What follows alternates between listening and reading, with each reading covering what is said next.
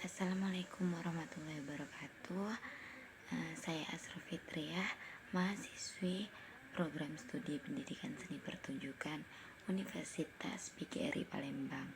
Di sini saya akan menjelaskan tentang tujuan, fungsi, dan juga tugas pokok pendidikan pramuka.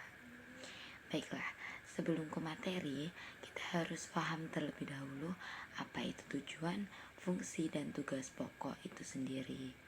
Jadi, tujuan itu seperti apa yang ingin kita capai. Jadi, tujuan kepramukaan berarti apa yang ingin dicapai di pramuka itu sendiri.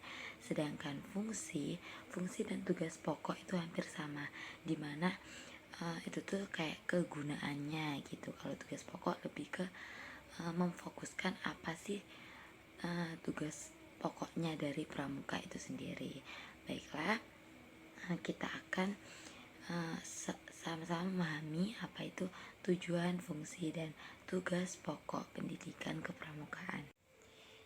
Nah, jadi tujuan kepramukaan ini bisa dilihat di slide yang saya tunjukkan, di mana membentuk pramuka yang beriman, bertakwa, dan berakhlak mulia, mempunyai jiwa patriotik atau patriotisme, taat terhadap hukum, menjunjung tinggi nilai keluhuran bangsa Indonesia, memiliki dan menguasai kecakapan hidup dan disiplin. Nah, di mana tujuan-tujuan ini mengharapkan di lingkungan kepramukaan itu menjadi kader-kader bangsa yang peduli terhadap dirinya dan juga terhadap NKRI, Negara Kesatuan Republik Indonesia, dimana kalau dia sudah berlandaskan iman dan takwa dan mempunyai jiwa patriotisme, jadi di pramuka ini kita akan mendapatkan seorang individu yang mempunyai kecakapan hidup, yang mempunyai atau membentuk individu yang mempunyai prinsip hidup dan peduli terhadap NKRI itu sendiri dan bermanfaat terhadap dirinya, terhadap orang sekitarnya, dan terhadap masyarakat luas. Itulah tujuan dari kepramukaan. Intinya menciptakan kader-kader baik, kader-kader terbaik bangsa. Nah, selanjutnya fungsi dari pendidikan pramuka.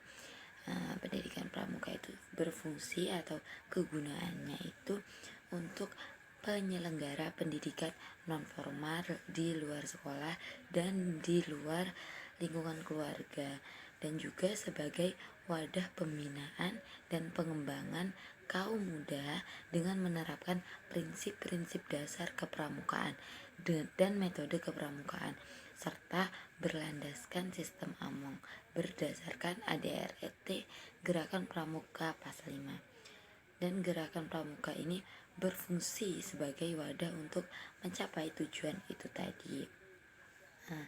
Dimana kayak melaksanakan kegiatan-kegiatannya. Jadi fungsi kepramukaan di sini untuk mencapai tujuan kepramukaan yang tadi dijelaskan.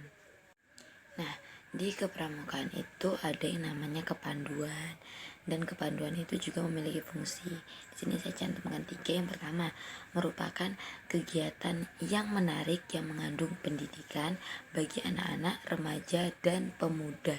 Jadi bukan hanya remaja, bukan hanya anak-anak, tapi anak-anak, remaja, dan pemuda. Dan selanjutnya itu kayak suatu pengabdian bagi anggota dewasa yang merupakan tugas memerlukan keikhlasan, kerelaan, dan pengabdian.